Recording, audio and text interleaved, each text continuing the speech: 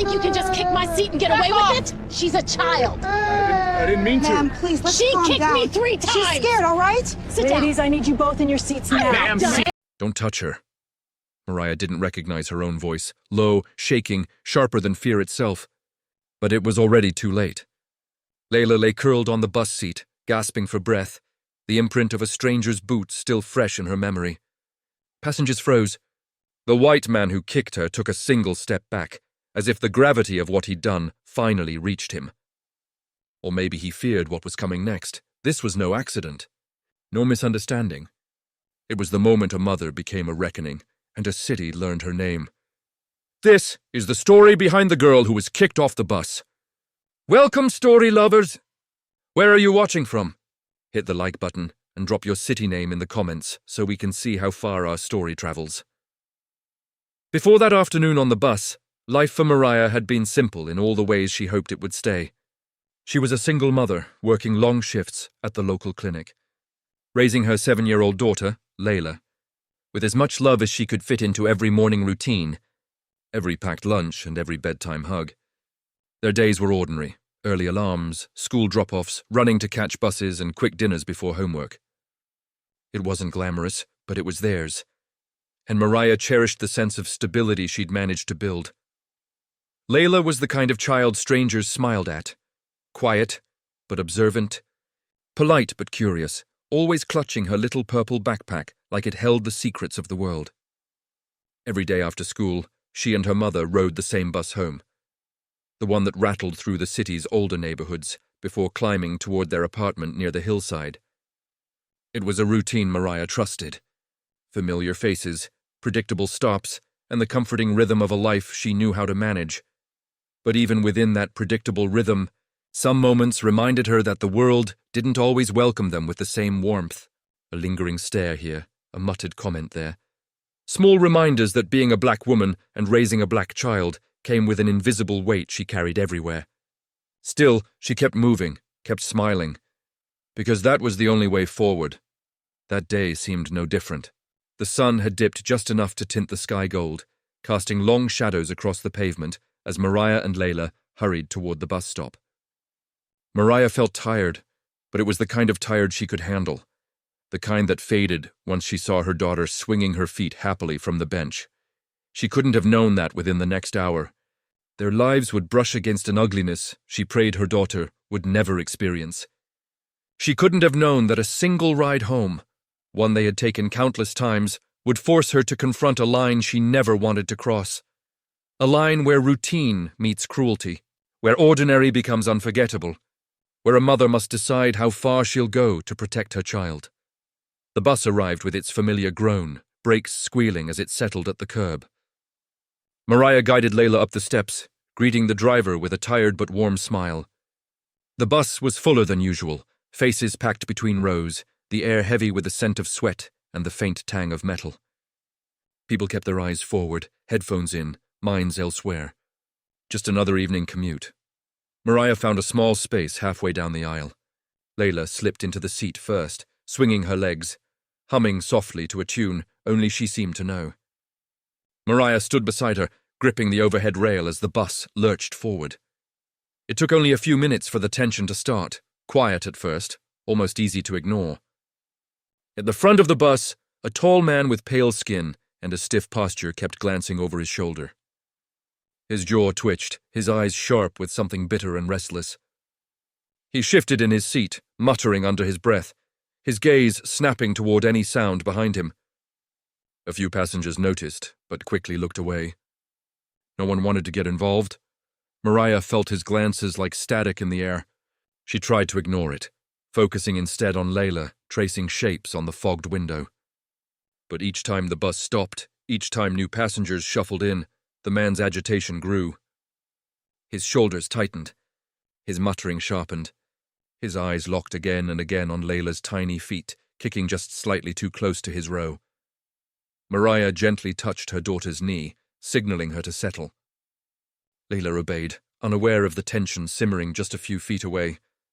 But still, she swung her backpack when she adjusted in her seat, and it brushed the edge of the man's knee. A harmless, barely there tap. It was enough. The man twisted in his seat, glaring at the child with a fury that didn't match the moment. His voice rose, sharp, accusing, though the words were too low to understand clearly over the engine rumble. Passengers turned, murmurs spreading like ripples across a pond. A few eyes darted toward Mariah, silently urging her to respond, to do something. But she could feel her pulse climbing, her breath tightening. She knew this kind of anger. She'd felt its shadow before. She leaned down, whispering for Layla to stay still, to keep calm. But inside, her instincts roared. The bus rattled through another turn. The man stood abruptly, gripping the metal rail with knuckles white as bone. His movements were erratic, unsteady, as though driven by something more profound than the moment. He stepped closer, too close, forcing Mariah to shift her stance between him and her child. A murmur swept through the crowd. Unease thickened. Yet the bus kept moving, indifferent to the storm building in the aisle. Then it happened, so fast that the world seemed to snap. The man jerked forward, his leg lifting. And for a heartbeat, Mariah saw everything. The trajectory, the intent, the danger. But the bus jolted, shaking everyone off balance, and the moment stretched into a frightening question. Would he actually do it? Would he harm a child? The air tightened. The aisle felt smaller. Even the engine seemed to be quiet, as if the bus itself was holding its breath. And then, the rising tension broke in a way no one on that bus would forget.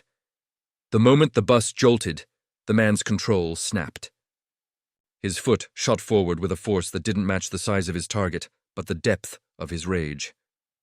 The impact landed squarely in Layla's small stomach, folding her tiny frame inward as a sharp gasp escaped her lips. Time fractured. For a split second, there was no sound, only Mariah's mind shattering into disbelief, horror, and a mother's instinct fused into one exploding heartbeat.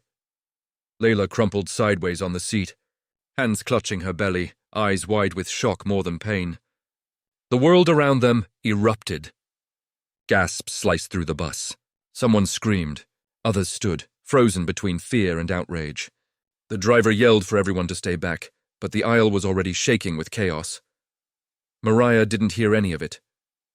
She only saw her daughter, her baby, hurt by a stranger who looked at her child as if she were less than human. Something primal surged through her, more profound than anger, more profound than fear. It was the kind of instinct that awakens when a mother sees harm done to the life she brought into this world. She stepped toward the man. No hesitation, no trembling. The passengers braced themselves, not for what he had done, but for what she might do. Her voice came out low, trembling not with weakness, but with a terrifying calm that made even the man flinch. In that moment, the entire bus realized the line had been crossed. And Mariah was no longer the tired mother riding home. She was the storm coming for him. Dear audience, where are you watching from? Drop your city name in the comments. When the bus finally screeched to a stop, the world seemed to collide at once. Passengers rushing forward, the driver calling for help, and Mariah gathering Layla into her arms as though she could shield her from everything that had already happened. The man who kicked her stumbled backward, startled not by guilt, but by the force of public outrage closing in around him. People were no longer silent. They were witnesses, shaken, furious, unwilling to let this moment pass unnoticed. Paramedics arrived, lifting Layla gently onto a stretcher. She was breathing, scared, sore, but conscious. Mariah stayed by her side, one hand in her daughter's, the other trembling with an anger that hadn't yet found words. The officers questioned her, the man, the passengers. And for once, the truth wasn't twisted. Videos were already circulating, proof captured from every angle. The man was taken away in handcuffs, yelling excuses nobody cared to hear. But justice in moments like these is never simple. Even days later, as Layla recovered at home, the weight of that kick, the hatred behind it, left marks far deeper than bruises. Mariah found herself replaying the scene, realizing how quickly innocence can collide with cruelty. And how many parents never get a moment to react before tragedy steals everything. She knew this wasn't just her story. It was a reflection of something bigger, something exhausting, persistent, and painfully familiar for countless families who never asked to be targets. And she wondered how many more mothers would be forced to choose between fear and fury in moments that should never exist. Because the question that lingered was the one no parent wants to ask.